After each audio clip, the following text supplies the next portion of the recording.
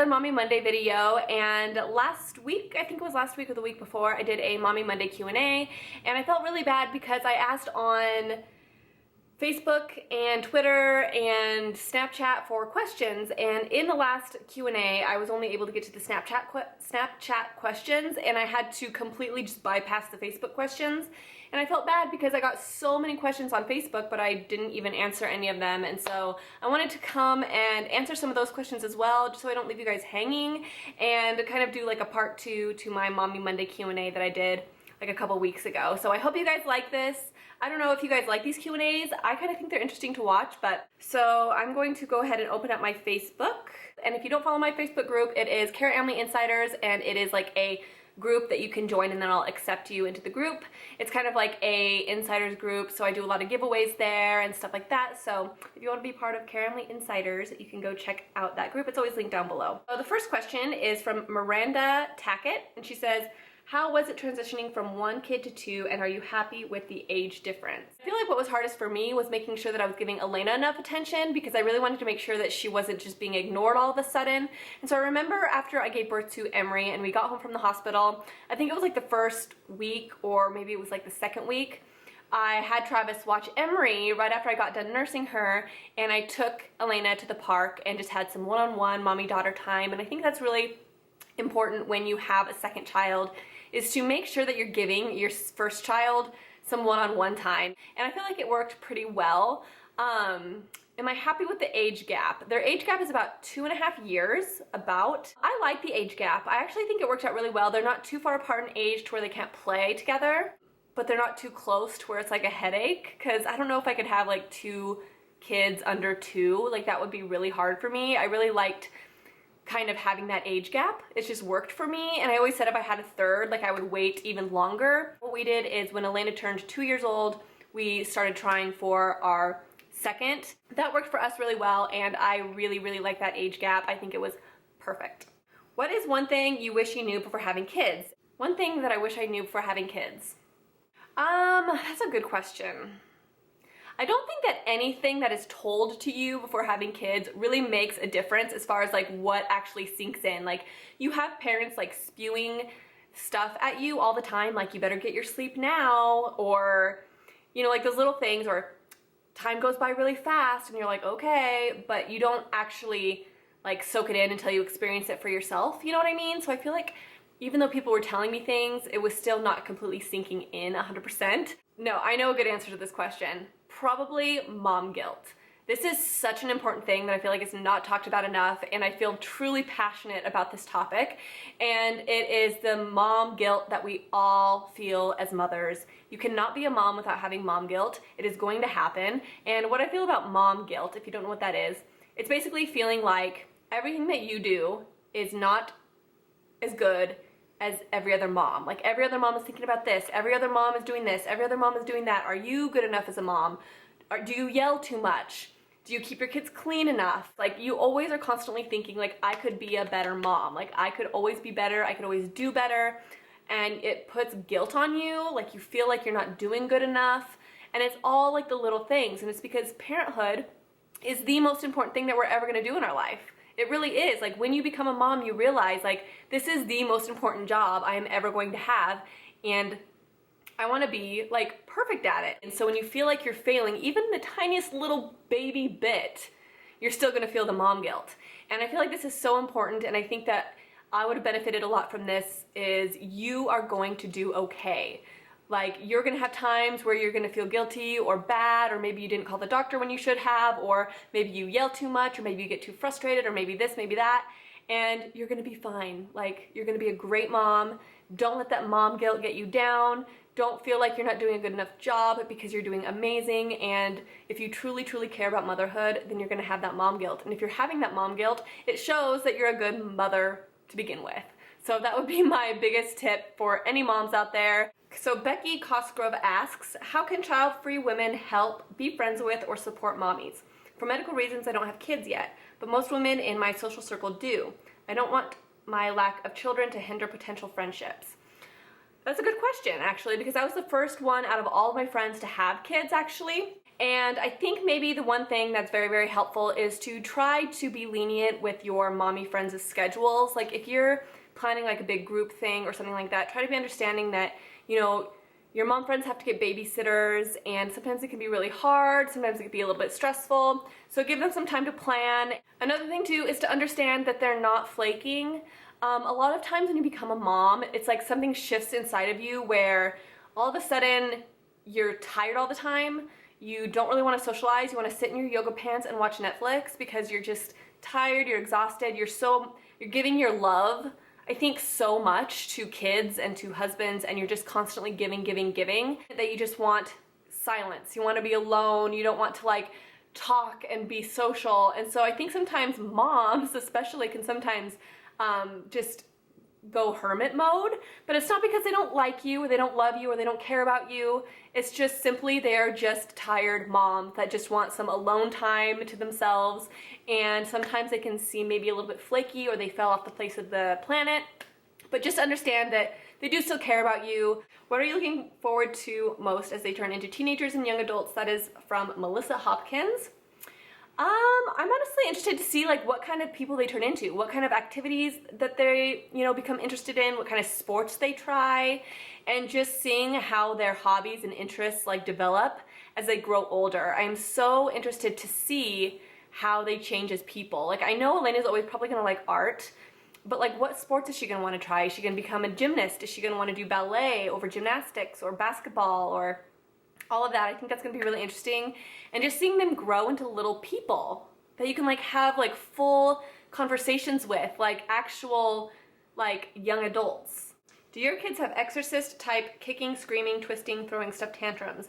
And if so, how do you deal with them? My daughter is 3 and she doesn't do tantrum often, but when she does, she did like that face. Ah, yes. And actually, I feel like Elena had them worse than Emery.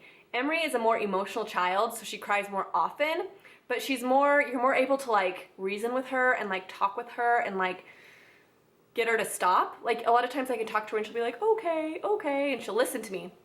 Elena was the one who, when she would have a cry fit, they would be so emotionally charged that you'd almost feel like you'd have to like slap her across the face just to like snap her out of it, because you're like, oh my God, I feel like she like can't see me, like she can't hear me. And honestly, the best thing to do is to just leave them alone, because sometimes I feel like if you're trying too hard to like get across to them and like get them to listen to you, it just makes it worse and worse, and then it makes you more frustrated.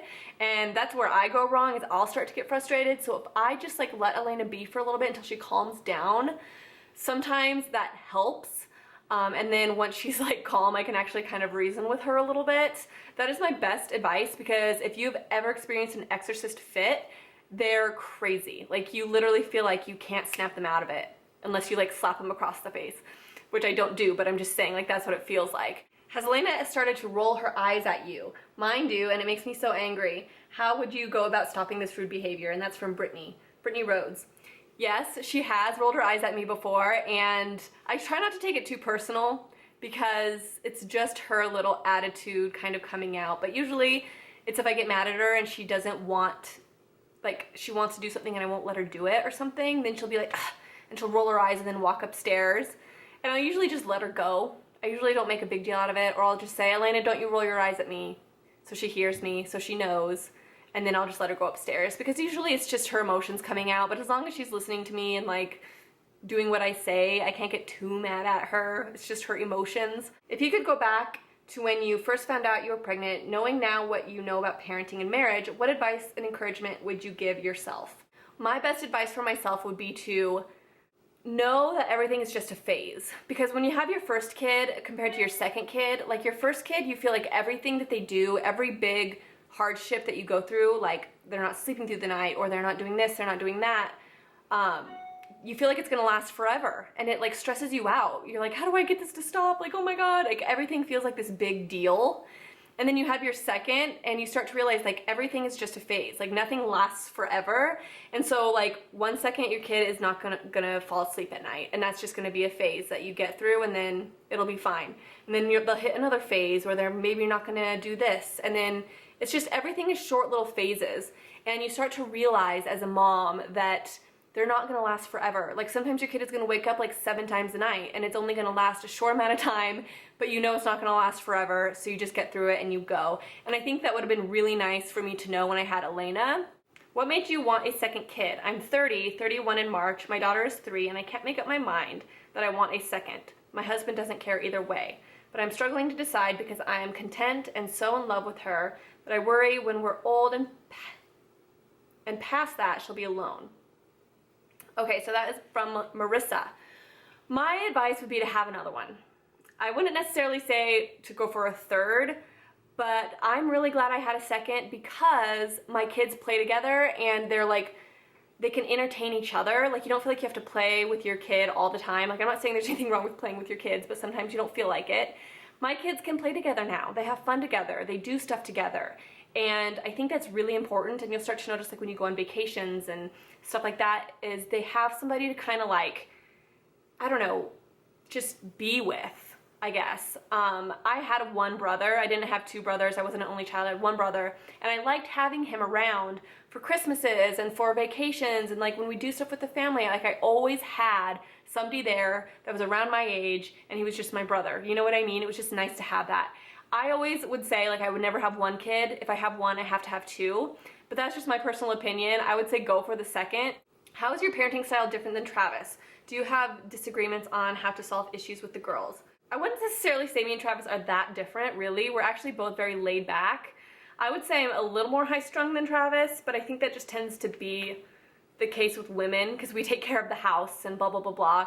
But one thing that I do notice is Travis gives in more, I feel like, than me. He definitely is like, oh, let's have ice cream here, let's have cake here, let's have cookies here. Like he's much more of like he gives in more, where I think I'm a little bit more strict. But we're not so polar opposites that it really affects our parenting or anything like that. It's just funny how he tends to give in more and I tend to be just a little bit more on the strict side and a little bit more like, pick up your toys or do this, do that, do this. And Travis is just a little bit more like, oh, they're kids, like na na na. What has been your biggest struggle as a parent? What has been your biggest success as a parent? That's from Devin. My biggest struggle as a parent is probably finding time to be alone. I'm an introvert. I've said this 1,000 times in my channel, like a million, and I would love to make a video all about parenting as an introvert because I don't think it's talked about enough, and I think it's an actual thing. And I personally, what time is it? Oh, 3:20, I need to go soon. I personally struggle with that because I'm somebody that needs to be alone. There's times where I don't want to talk to anybody. I don't want to be around anybody. I literally want to just be alone. I want to do my own thing. Like I like it when nobody is home. And I heard people say like, I just want to be around my kids all the time. Like when my kids aren't home, I don't know what to do with myself. Like, and I'm like, really? Like, I don't understand. Like, and I think that's been the hardest for me as far as adjustment because I was always alone. For the longest time, I had so much alone time and it was just the way my life was and I didn't really think about it. And then when I had kids, it was like, whoa, so this is what it's like to never have alone time. Like I've never experienced this before. And so I think that that's kind of been an adjustment that I've had to make for myself because I've had to find those times to be alone. I've had to like work on it, and Travis takes the girls sometimes to like his parents or his brothers and stuff like that. But yeah, I definitely find that that was a big struggle for me. And I actually didn't realize how introverted I was until I had kids. I never thought about it before I had kids, which is interesting. Another thing too I've noticed is I hate clutter. I hate messy houses. I was never that clean of a person. I remember like I wasn't overly like crazy about it until I had kids. I started to realize how anxious I get when the house is a mess, and it really affects my mood. And so I feel like that is a struggle for me because I really have to check myself sometimes and be like, this mess isn't forever. Like you can clean it up, don't worry. And I think for me, that has been a big struggle because it can affect my mood. So those two things probably have been my biggest struggle, but when you're a mom, you just have to learn to accept those things because you don't really have any other choice. And yeah, but those are probably my two hardest things with parenting. What has been your biggest success as a parent? I would have to say one thing that I love, and I think it's part of Elena's personality in general. I think she's just this way. I don't think it's necessarily my parenting that made her this way fully, but she is so kind-hearted. She is so like empathetic. and sympathetic, kind-hearted. She cares so deeply about other people's feelings. She doesn't want anyone to get hurt or feel sad. Like, she gets like anxious, I think, when people are distressed or sad. Like, she needs to help. Like, if she sees somebody getting bullied, like, she'd be the type of person to step in and be like, stop. And I love that trait about Elena, and I'm like, I could give myself a little bit of credit for that, I think. So I feel like that's a big success. I feel like I have raised Elena to be a very empathetic person. And one thing that I strongly believe is kindness is one of the most important things that you can teach your kids. If everyone was kinder, I think we'd have a better world on our hands. And so I was a success.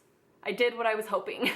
So that is it for this video. I hope you guys enjoyed it. I had fun answering these questions. I love doing Q&As. I think they're really fun. So comment down below if you guys have any more questions for future Mommy Monday Q&As or any Q&As in general. I would like to answer more questions that are not Mommy Monday related. So you could definitely ask some down in the comments. And I think that's it, guys. I will talk to you soon, and I hope you have a fabulous day.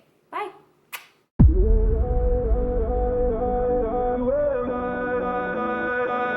You